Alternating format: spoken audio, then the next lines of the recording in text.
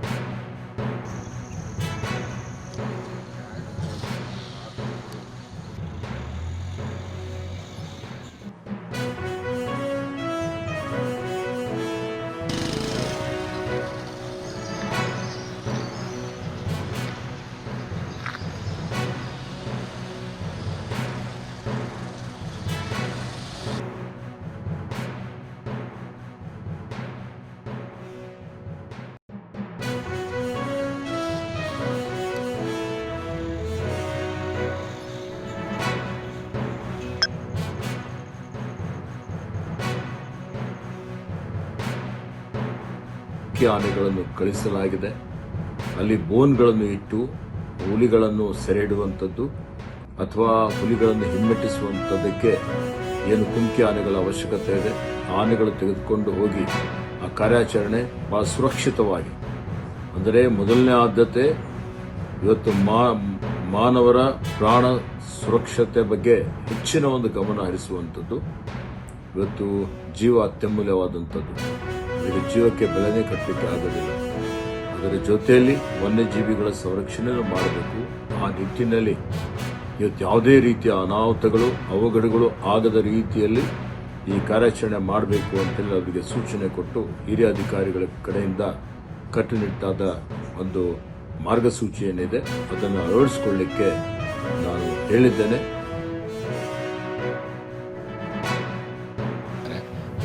ಗ್ರಾಮಸ್ಥರು ಉಳ್ಕೊಳ್ಳೋಕ್ಕೆ ವ್ಯವಸ್ಥೆ ಮಾಡಿಕೊಟ್ಟಿದ್ದಾರೆ. ಸೊ ಅದನ್ನು ನಾವು ಮಾನಿಟರ್ ಮಾಡ್ತಾ ಇದ್ದೀವಿ. ಇನ್ನೂ ನಮ್ಮ ಇದೆ. ಈಗ ಆಲ್ರೆಡಿ ನಿನ್ನೆ ನಮ್ಮ 100 ಜನದಷ್ಟು ಇತ್ತು. ಸೊ ಈಗಲೂ ಬರ್ತಾ ಇದ್ದಾರೆ. ಸೊ ಆಮೇಲೆ ನಾವು ಎಕ್ಸ್ಟ್ರಾ ಫೋರ್ಸು ಈಗಂತೂ ಇನ್ನೂ ಬೇಕಾಗಿಲ್ಲ. ಬೇಕಾದರೆ ನಾವು ಡೆಫಿನೆಟ್ಲಿ ಬೇರೆ ಡಿವಿಷನ್ ಅದನ್ನೇ ಇನ್ನೂ ಪ್ಲ್ಯಾನು ನಾವು ಎಲ್ಲನೂ ಡಿಸ್ಕಷನ್ ಮಾಡಿ ಈಗ ಇದರಲ್ಲಿ ಏನಿದೆ ಡೆಫಿನೆಟ್ ಪ್ಲ್ಯಾನ್ಸ್ ಇರಲ್ಲ. ಆಮೇಲೆ ಸಾಂದರ್ಭಿಕವಾಗಿರ್ತದೆ. ಈಗ ನಾವು ಸೂಕ್ತ ಸ್ಥಳನ ನೋಡ್ತಾ ಇದ್ದೀವಿ. ಸೊ ಅಲ್ಲಿ ಅದನ್ನು ಅಳವಡಿಸಿ ಹಿಡಿಲಿಕ್ಕೆ ನೋಡ್ತಾ ಇದ್ದೀವಿ.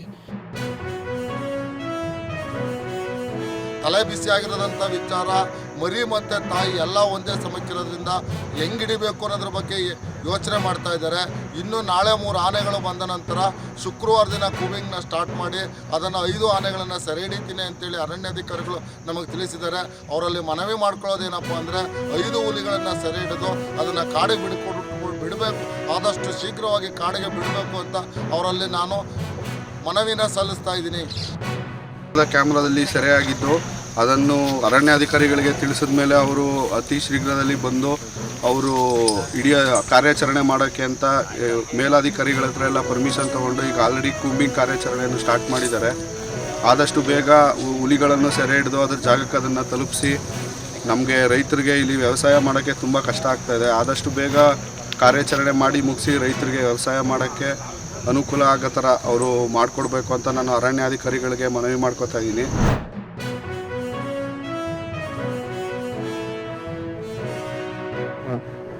I would like to welcome Shobha ma'am as well. She is good. अभिनंदन करता हूँ.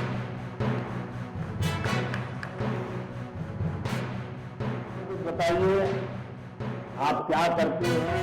ನಮ್ಮ ಜಾಯಿಂಟ್ ಸೆಕ್ರೆಟರಿಗಳಲ್ಲಿ ಕೇಂದ್ರದ ಲೇಬರ್ ಮಿನಿಸ್ಟ್ರಿಯ 4 ಜನ ಲೇಬರ್ ಸೆಕ್ರೆಟರಿಗಳಿಗೆ, ಜಾಯಿಂಟ್ ಸೆಕ್ರೆಟರಿಗಳಿಗೆ 4 ಕೋಡ್ ಬಗ್ಗೆ ಸ್ಪೆಸಿಫಿಕೇಶನ್ ಆಗಿ ನೀವು ಇದರ ಬಗ್ಗೆನೇ ಯಾರ್ಯಾರು ಯಾವುದೋ ವೇಜ್ ಕೋಡ್ ಬಗ್ಗೆ ಬಂದರೆ ಈ ಜಾಯಿಂಟ್ ಸೆಕ್ರೆಟರಿಗೆ ನೀವು ಭೇಟಿ ಮಾಡಬೇಕು. ಇದರ ಮೂಲಕ ಏನು ಸಮಸ್ಯೆ ಇದೆ, ಏನು ಡೌಟ್ಸ್ ಇದೆ, ಇದನ್ನು ಬಗೆಹರಿಸ್ಕೊಳ್ಬೇಕು ಅನ್ನುವಂಥದ್ದನ್ನು ನಾವು ಹೇಳಿದ್ವಿ. ಅದಕ್ಕಾಗಿ ಈ 4 ಜನ ಜಾಯಿಂಟ್ ಸೆಕ್ರೆಟರೀಸ್ ಬೇರೆ ಬೇರೆ ಸಂದರ್ಭದಲ್ಲಿ ಯಾರೇ ಆಫೀಸರ್ಸ್ ಬರಲಿ, ಯಾರೇ ಟ್ರೇಡ್ ಯೂನಿಯನ್ಸ್ ಬರಲಿ, ಯಾರೇ ಎಂಪ್ಲಾಯಿ ಬರಲಿ, ಯಾರೇ ಎಂಪ್ಲಾಯರ್ಸ್ ಬರಲಿ, ಅಥವಾ ಯಾವುದೇ ಆರ್ಗನೈಸೇಷನ್ ಬರಲಿ, ಅವರಿಗೆ ಬೇಕಾದಂಥ ಮಾಹಿತಿಯನ್ನು ಕೊಡುವಂಥದ್ದನ್ನು ಈ 4 ಜನ ಜಾಯಿಂಟ್ ಸೆಕ್ರೆಟರೀಸ್ ಮಾಡ್ತಾ ಇದ್ರು. 4 ಕೋಡ್ಗಳ ಬಗ್ಗೆ ಇದೆಲ್ಲ ಆದ ಮೇಲೆ ಕೂಡ ಅವರಿಗೆ ಕನ್ವಿನ್ಸ್ ಮಾಡುವಂಥ ಪ್ರಯತ್ನವನ್ನು ಮಾಡಿದ್ವಿ. ಹೇಗೆ ನಾವು ಹಳೆಯ ಕೋಡ್ಗಳನ್ನು ದೇಶದಲ್ಲಿ ತೆಗಿಬೇಕು ಮತ್ತು ಯಾಕೆ ಹೊಸ ಕೋಡ್ಗಳ ಅಗತ್ಯ ಇದೆ ಅನ್ನುವಂಥದ್ದನ್ನು ನಾವು ಪ್ರಯತ್ನ ಮಾಡಿದ್ವಿ. ಸಹಜವಾಗಿ ಇಷ್ಟೊಂದು ದೊಡ್ಡ ದೇಶದಲ್ಲಿ ವೆರೈಟಿ ಆಫ್ ಜನ ಇದ್ದಾರೆ, ವೆರೈಟೀಸ್ ಆಫ್ ಟ್ರೇಡ್ ಯೂನಿಯನ್ಸ್ ಇದ್ದಾರೆ, ವೆರೈಟೀಸ್ ಆಫ್ ಲೇಬರರ್ಸ್ ಇದ್ದಾರೆ.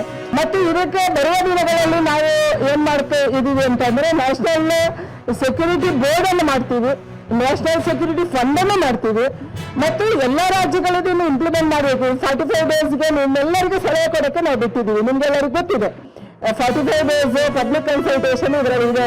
You can give your suggestions. The work of world is changing rapidly. Digital platforms, service economies, startups, contract work and gig-based environments have altered traditional definitions of employment.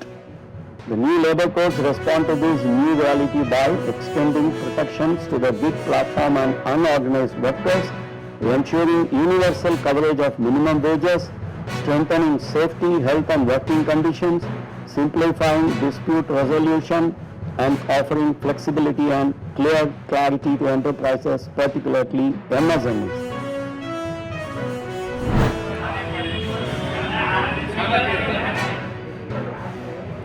हार से हताशा को अलग करने की कला आज मैं देश के हर खिलाड़ी दोनों घरों के खिलाफ खेलों का बहुत जो बेहतर वातावरण बनाने का हम सबके सामूहिक प्रयास हमारे युवा खिलाड़ियों को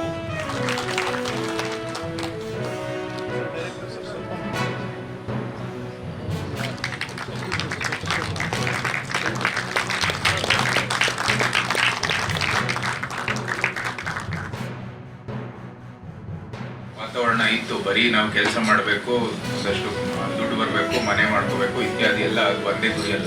ಗುಣಮಟ್ಟದ ಜೀವನ ಬೇಕು. ನಮಗೆ ಗುಣಮಟ್ಟದ ಜೀವನ ಬೇಕಂದ್ರೆ ಒಂದು ಆರೋಗ್ಯಕರ ಜೀವನ ಇದ್ರೇನೆ ಅದು ಸಾಧ್ಯ. ಸೊ ಆ ನಿಟ್ಟಿನಲ್ಲಿ ಈ ಒಂದು ಕ್ರೀಡೆ ಬಹಳ ಮಹತ್ವವಾದದ್ದು ಅಂತ ಎಲ್ಲರಿಗೂ ಗೊತ್ತಿದೆ. ಅದನ್ನು ಇವತ್ತು ಪ್ರೋತ್ಸಾಹ ನೀಡೋ ದೃಷ್ಟಿಯಲ್ಲಿ ಈ ಒಂದು ಒಳ್ಳೆಯ ಕಾರ್ಯಕ್ರಮವನ್ನು ಮಾಡಿದ್ದೀವಿ. ನಮ್ಮ ಸಂಸದೀಯ ಕ್ಷೇತ್ರದಲ್ಲಿ ಈಗಾಗಲೇ ಒಂದು ಬ್ಯಾಡ್ಮಿಂಟನ್ ಪಂದ್ಯಾವಳಿಯನ್ನು ಮಾಡಿದ್ವಿ. ನಂತರ ಕಿಡ್ಸ್ ಅಂದರೆ ಮಕ್ಕಳಿಗೆ ಒಂದು ಅಥ್ಲೆಟಿಕ್ ಕಾಂಪಿಟೇಷನ್ ಅನ್ನು ಕೂಡ ಮಾಡಿದ್ವಿ. ಮಕ್ಕಳಿಗೆ ಒಂದು ಬೈಸಿಕ್ಲಿಂಗ್ ಕಾಂಪಿಟೇಷನ್ ಅನ್ನು ಕೂಡ ನಡೆದಿತ್ತು. ಮತ್ತು ಹಗ್ಗ ಜಗ್ಗಾಟ ಬಹಳ ದೊಡ್ಡ ಮಟ್ಟದಲ್ಲಿ ನಮ್ಮ ಓವಲ್ ಗ್ರೌಂಡಲ್ಲೂ ಕೂಡ ನಡೀತು. ಅದಕ್ಕೆ ಬಹಳ ಉತ್ಸಾಹವನ್ನು ಬಂದಿತ್ತು. ಪಕ್ಷದವರು ಕೂಡ ಕೈ ಜೋಡಿಸಿದ್ದು ಬಹಳ ಉತ್ಸಾಹ, ಬಹಳ ಸಂತೋಷವಾಯಿತು. ಇಂಥ ಒಳ್ಳೊಳ್ಳೆ ಕಾರ್ಯಕ್ರಮಗಳಾಗಿದೆ.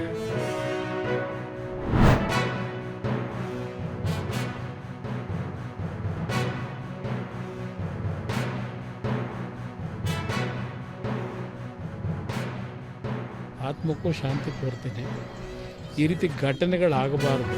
ನನ್ನ ಅಭಿಪ್ರಾಯದಲ್ಲಿ ಬಸ್ಗಳಲ್ಲೂ ಸಹ ರಾತ್ರಿ ಆ ಸ್ಲೀಪರ್ ಕೋಚ್ ಇದೆಯಲ್ಲ, ಅದಕ್ಕೆ ಸ್ವಲ್ಪ ಬಸ್ ಮಾಲೀಕರಿಗೆ ಸರ್ಕಾರದಿಂದ ಕೆಲವು ಗೈಡ್ಲೈನ್ಸ್ನ ಇಡಬೇಕು ಅನ್ನೋದು ನನ್ನ ಅಭಿಪ್ರಾಯ. ಸೇಫ್ಟಿ ಮೆಜರ್ಸ್ಗೆ ಅದಕ್ಕೆ ಸ್ವಲ್ಪ ಕೂತು ಚರ್ಚೆ ಮಾಡಿ ಅಂಥ ಸಂದರ್ಭಗಳಲ್ಲಿ ಬಸ್ಸಿನಿಂದ ಹೊರಗೆ ಬರ್ತಕ್ಕಂಥದ್ದಕ್ಕೆ ಸ್ವಲ್ಪ ಸುಲಭವಾದ ರೀತಿಯಲ್ಲಿ ಸುರಕ್ಷತಾ ಮಾರ್ಗಗಳನ್ನು ಇವತ್ತು ಆ ಬಸ್ನ ಮಾಲೀಕರಿಗೆ ಸೂಚನೆ ಕೊಡ್ತಕ್ಕಂಥದ್ದು, ಕಾರ್ಯರೂಪಕ್ಕೆ ತರ್ತಕ್ಕಂಥದ್ದಕ್ಕೆ ಸರ್ಕಾರ ಗಮನ ಕೊಡೋದು ಸೂಕ್ತ ಅನ್ನೋದು ನನ್ನ ಅಭಿಪ್ರಾಯ.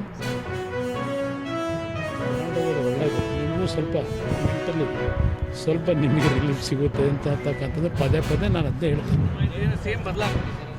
ಸಂಬಂಧ ಇಲ್ಲ, ಅವ್ರ ಪಕ್ಷದ ಕಟ್ಕೊಂಡು ನನಗೇನಾಗ್ತದೆ ಅದೇ ಹೇಳ್ತಾ ಇರೋದು. ಈ ಸರ್ಕಾರ ಲೂಟಿ ಸರ್ಕಾರ.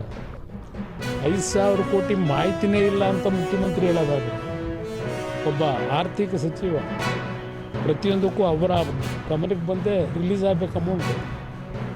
ಮಾರ್ಚ್ ಫೆಬ್ರವರಿ ತಿಂಗಳು ಈಗಾಗಲೇ 1 ವರ್ಷ ಆಗಿದೆ. ಆ ದುಡ್ಡೇ ರಿಲೀಸ್ ಮಾಡಿದೆ 5,000 ಕೋಟಿ. ಮಾಹಿತಿ ಇದೆಯಾ ಕೊರತೆ ಅಂತಕ್ಕಂಥದ್ದು ಹೇಳ್ತಕ್ಕಂಥ ಅದು ಎಷ್ಟು ಮಟ್ಟಿಗೆ ಆರ್ಥಿಕ ಇಲಾಖೆಯನ್ನು ನಿರ್ವಹಣೆ ಮಾಡ್ತಾ ಇದ್ದಾರೆ ಅನ್ನೋದು ನನ್ನ ಆದ್ಮೇಲೆ ಎಲ್ಲ ಸುದ್ದಿಗಳನ್ನು ನೋಡಿದ್ರಲ್ಲ, ಏನು ಅನಿಸ್ತು ನಿಮಗೆ?